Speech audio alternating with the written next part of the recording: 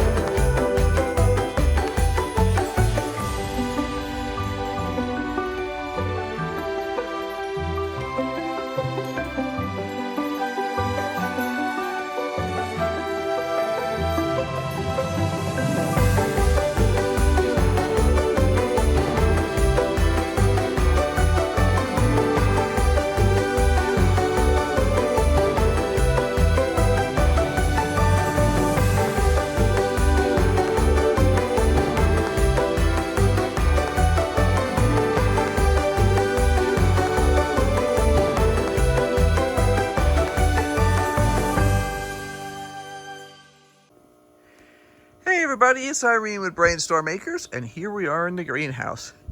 Now, if you've been following me, it's changed quite a bit. These healthy-looking plants over here, right there, are broccoli, and there's a couple of other smaller ones in the, like there, and behind it there's another one tucked in there. The hydroponics are essentially shut off. I am running the bubbles still to make sure that the tank doesn't freeze, but that's all done. We're getting the occasional tomato ripening correctly, and they're going in. We had BLTs actually yesterday for lunch, which was fun. Got some nasturtiums, and there's another broccoli back there. Those are all broccolis, and there's a broccoli there. Some of the stuff looks great, some of it looks less great. In general, it's doing well. Spinach and golden beets and regular red beets. So these pots are being solarized. I need to find different plastic. This plastic, I think, limits the amount of solar uptake too much. It's a greenhouse plastic that I received as a gift a bazillion years ago from my mother-in-law. And these are just some scraps that are left over from the roll she gave us. So I have to find some clear plastic because I really want to cook these guys. I'm trying to get rid of the bugs in them. They have some gnats in them. They also have some eggs, I'm sure, from aphids.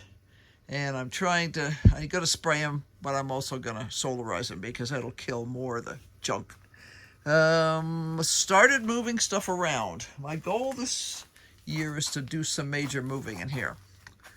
This potting bench is going to be moved closer to the wall. Initially, I thought it would be important to have good access to both sides of it.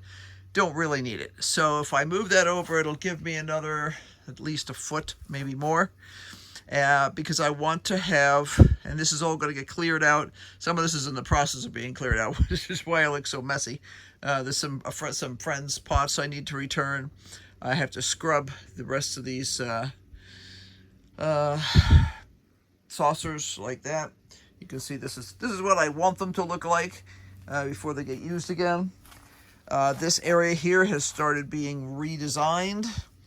The goal is to have pots here,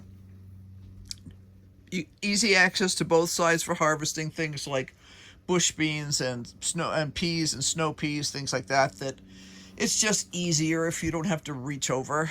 Um, there's still plenty of room to get in here to do things. There's a very nice that lettuce plant. I don't recall that being a volunteer. I think it's just one of those seeds that didn't come up in a timely fashion, and then randomly came up, and we actually used that on a bunch of leaves off of that yesterday for our BLDs. So it was delicious. But it was one of those lettuce seeds that decided to come up like literally months after all the rest of its comrades had been eaten. But I'm rearranging these. I want it to be really, I'm sweeping and everything else as I go along. But once I've got it really swept well, I'm going to come through with, I've got a shop vac hiding down there. And then I'm going to spray the bejesus out of everything with insecticide too. I really want it cleaned up. I don't want any eggs left over from anything. The top layers of soil here have been stripped off. They were a bit on the algae-fied side anyway. And I do like to retop the pots every year with new soil. It gets rid of the, we get mineral deposits a lot of times on the top, and I just chunk all of that off, just tidy it up really well. So that's what I've been doing. Right now there's stacks of pots in random places. These are tiara. I have to look at them. I don't know how well they're actually going to do. Sometimes when cabbage has been messed up when they're seedlings, they never head right. So I'm going to take a look at that later. But right now they're doing okay. They just got kind of messed up by bugs earlier, and sometimes it screws up their whole development. This area here, like I said, this is going to get moved back about a foot. 14 inches, I don't know, whatever.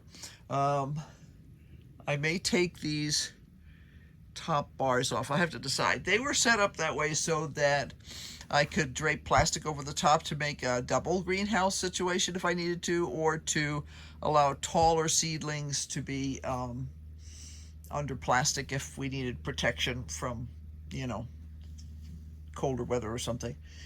Some of this stuff down here, that box there that's covered with other trays, is pots that belong to a friend who had given me stuff last year. The goal is to get this completely out of here, and that's why it's messy right now, because I'm kind of in the process. There was a bunch of stuff stored back there, and that's just been pushed out so that I could start getting into the corners and things like that. And that's where we are. It's very messy, but I'm feeling good about the process and how it has become. Like I said, the goal here is to have these here, easy access to the back of them and the front of them. And then I want to put, with this pushed back, I can put another row right here of these big pots, because I have, let's see, I've got that one there. I think I've got one outside. I've got one here.